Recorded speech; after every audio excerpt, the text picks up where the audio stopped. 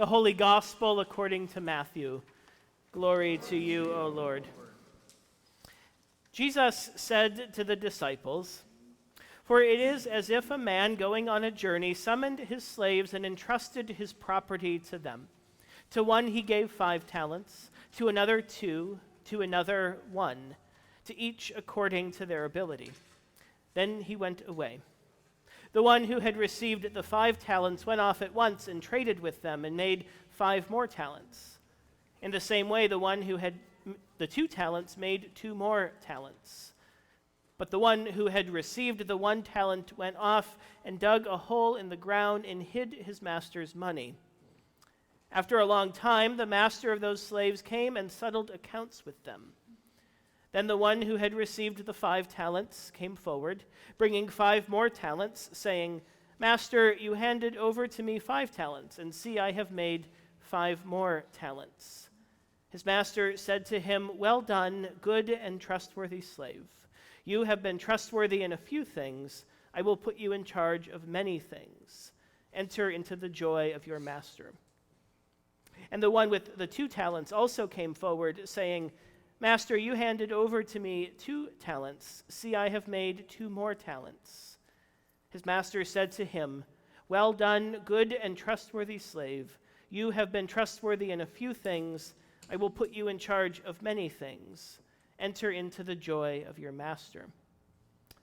Then the one who had received the 1 talent also came forward, saying, 'Master, I knew that you were a harsh man, reaping where you did not sow and gathering where you did not scatter seed. So I was afraid, and I went and hid your talent in the ground. Here you have what is yours.'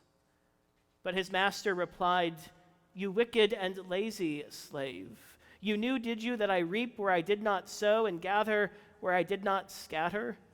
Then you ought to have invested my money with the bankers, and on my return I would have received what was my own with interest. So take the talent from him and give it to the one with the 10 talents. For to all those who have, more will be given, and they will have an abundance. But from those who have nothing, even what they have will be taken away. As for this worthless slave, throw him into the outer darkness, where there will be weeping and gnashing of teeth.'" The Gospel of the Lord. Praise to you, O Christ.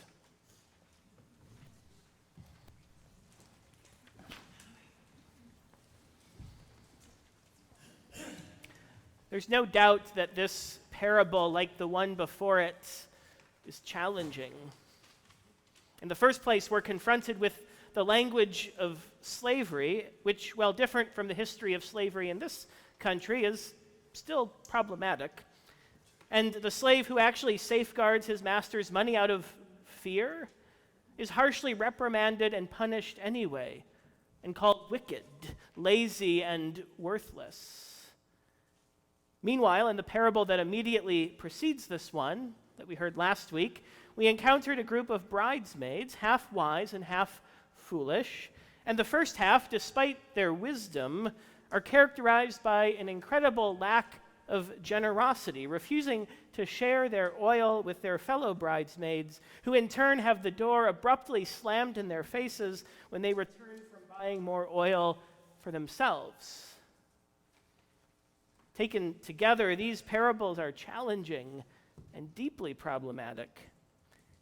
If, as Jesus prefaces these parables, the kingdom of heaven will be like this, I don't want to have anything to do with that.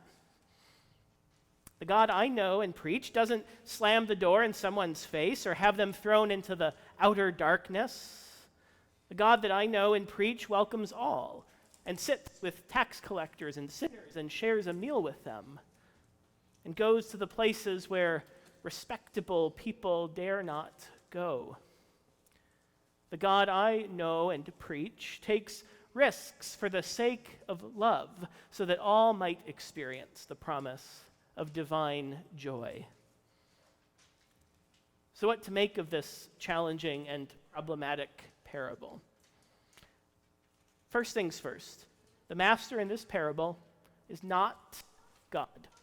Despite what some of us, myself included, have been taught to believe, parables are not strict allegories. Characters in parables are not meant to represent people in real life.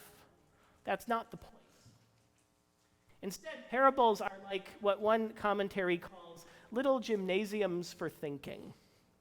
They help us to work through difficult to describe concepts and come to a better understanding of them. In a phrase, parables seek to describe the indescribable. In this case, the kingdom of heaven. If it were only so easy to describe so as to be reduced to a simple one-for-one allegory, we wouldn't need the parable. But as it is, the kingdom of heaven is so much bigger and more complex than that. It's also clear that these two parables, last week's and today's, are connected as one immediately follows the other. Keep awake, therefore, for you know neither the day nor the hour. Jesus wraps up the parable of the bridesmaids, and in the very next breath, for it is as if a man going on a journey, and so forth. If last week's parable calls us to action, to keep awake, to stock up on oil, to keep our lamps lit, to be ever watchful and always ready, to be poised with the wise bridesmaids to take part in God's celebration, then this week's parable builds on that call to action.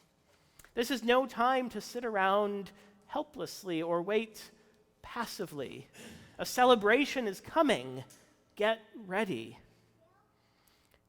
Keep your lamps trimmed and burning.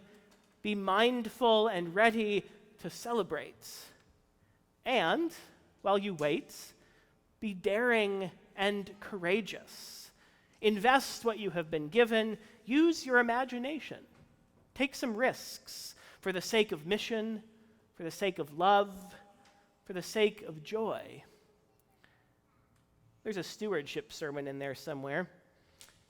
This isn't a parable about individualistic economic prosperity, as some televangelists would have us believe. This is a parable about generosity and using our resources for the sake of the world. That's why St. John's and even the local NPR station have annual pledge drives. We recognize the resources that have been entrusted to us, and we don't sit on those resources, hoarding them all to ourselves, but we offer them to the community toward building together a future with hope. That doesn't mean there's not going to be an element of uncertainty, nervousness, or even fear in the risk-taking.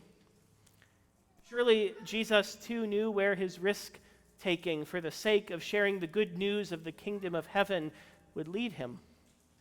For all of his subversive teachings and acts of compassionate healing and solidarity with the poor, and the oppressed, and the suffering, Jesus is about to get himself killed. It's not exactly a surprise either. Already, Jesus has predicted his own suffering and death 3 times in the gospel.